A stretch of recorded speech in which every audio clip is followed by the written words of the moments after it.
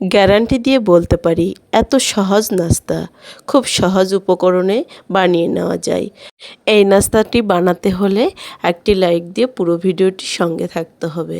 আমি এখানে 1 কাপ পরিমাণ সুজি, 1 কাপ ময়দা, পরিমাণ মতো ইস্ট এবং 1 বাটি চিনি আর স্বাদ মতো নুন দিয়ে সবগুলো উপকরণ মিক্সড করে নিচ্ছি। হ্যালো এভরিওয়ান, আসসালামু আলাইকুম। আপনারা কেমন আছেন? আলহামদুলিল্লাহ, আমিও অনেক ভালো আছি। আমি আজকে এমন দুর্দান্ত স্বাদের একটি নাস্তা বানাতে যাচ্ছি যেটা ছোট এবং বড় সকলেই পছন্দ করবেন। আপনারা কে কোন পিঠা খেতে ভালোবাসেন এবং কে কোন নাস্তা খেতে ভালোবাসেন অবশ্যই কমেন্টে জানাবেন। দেখুন, আজকে আমি এত নরম তুলতুলে জালিদার একটি সুন্দর পিঠা বানাতে চলেছি যা ঘরে থাকা সামান্য উপকরণেই বানিয়ে নিতে পারবেন। এই যে আমি যা কিছু উপকরণ নিয়েছি এর জন্য নিয়েছি 2 বাটি পানি। এই 2 বাটি পানি দিয়ে আমি সুন্দর করে একটি ব্যাটার বানিয়ে নেব। দেখতেই পাচ্ছেন ব্যাটারটি আমি সুন্দর করে হাত দিয়ে পাকিয়ে পাকিয়ে বানিয়ে নেব।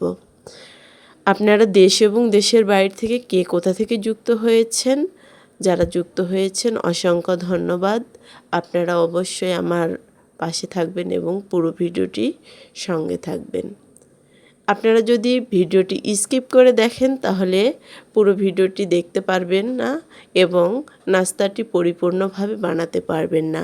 নাস্তাটি স্টেপে স্টেপে দেখতে হবে এবং পুরো নাস্তার রেসিপিটি অবশ্যই ফলো করতে হবে। দেখুন, ব্যাটারটি বানানো হয়ে গেলে এখন এখানে দিয়ে দিব একটি ডিম। আপনারা অবশ্যই রুম টেম্পারে থাকা একটি ডিম দিয়ে দিবেন, কারণ ফ্রিজে থাকা ডিমটি দিলে এটা ভালো হয় না। ডিমটি দিয়ে কিছুক্ষণ আবারও ফেটে নিব। দেখুন কত সুন্দর একটা স্মুথ ব্যাটার তৈরি হয়ে গিয়েছে। বন্ধুরা অবশ্যই প্রত্যেকটি স্টেপ ফলো করতে হবে। দেখুন আমার ব্যাটারটি এত সুন্দরভাবে হয়ে গিয়েছে। এখন 10 মিনিটের জন্য ঢাকা দিয়ে দিলাম। 10 মিনিট পর আবারও ফিরে আসলাম। দেখুন কতটা ঘনত্ব হয়েছে আর আমার ব্যাটারটা একদম ফুলে উঠেছে। ব্যাটারটি দেখেই বুঝতে পারছেন কতটা ফুলে উঠেছে। এখন আবার একটু কিছুক্ষণ মিশিয়ে নেব। এখন আমার ব্যাটারটি পরিপূর্ণভাবে হয়ে গিয়েছে। এখন রান্নার পালা। একটা প্যান চুলায় বসিয়ে গরম করে নিয়েছি। আর এই নাস্তাটি বানাতে একদম তেল খরচ হয় না। অবশ্যই বাচ্চাদের জন্য খুবই একটি স্বাস্থ্যকর নাস্তা এবং বড়দের জন্য। এই নাস্তাটি দেওয়ার পর আপনারা ঢেকে না দিলেও এই নাস্তাটি পরিপূর্ণভাবে হয়ে যাবে।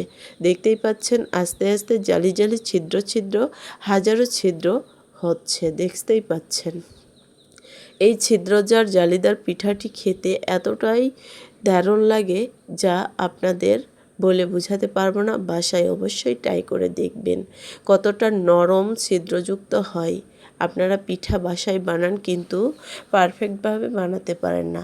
এই রেসিপিটি ফলো করলেই অবশ্যই পারফেক্টভাবে এরকম ছিদ্রদার পিঠা বানিয়ে নিতে পারবেন। আবারও দেখার সুবিধার্থে আবারও একটি বানিয়ে দেখে দিচ্ছি। দেখুন কত সুন্দর ছিদ্রজার হচ্ছে। এরকম ছিদ্র ছিদ্র ফুটা ফুটা পিঠা বানাতে হলে এই রেসিপিটি অনুসরণ করবেন এবং বানিয়ে সকলকে একটি সারপ্রাইজ দিবেন। দেখুন অল্প সময়ের মধ্যেই এই পিঠাটি হয়ে যায়। এই যে কত সুন্দর হয়ে এসেছে আর অপর পৃষ্ঠেও খুব সুন্দর দারুণ একটা কালার আসে, দেখতেই পাচ্ছেন। এভাবে আপনারা খুব কম সময়ে এবং অল্প উপকরণে এই পিঠার রেসিপিটি বানিয়ে নিতে পারবেন। আপনারা চাইলে এটা ঢাকা দিয়েও বানিয়ে নিতে পারেন। এরকম ঢেকে দিলে খুব তাড়াতাড়ি হয়ে আসে। আমি কোনোটা ঢেকে দিয়েছি, আবার কোনোটা ঢেকে না দিয়েই বানিয়ে নিয়েছি। এই যে দেখুন এভাবে সবগুলো পিঠা আমি বানিয়ে নিয়েছি।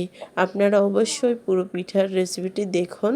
এই যে ওপর পৃষ্ঠে এতটাই ব্রাউন কালার হয়ে এসেছে, যা দেখেই জিভে একদম পানি চলে এসেছে। দেখুন সবগুলো পিঠা আমি খুব সুন্দর করে বানিয়ে নিয়েছি। খুবই সুন্দর একটি লোভনীয় কালার এসেছে, আর কত সুন্দর নরম জালিদার হয়েছে। দেখেই মনে হচ্ছে একবারে একটা খেয়ে না 10টা খেয়েও মন ভরবে না।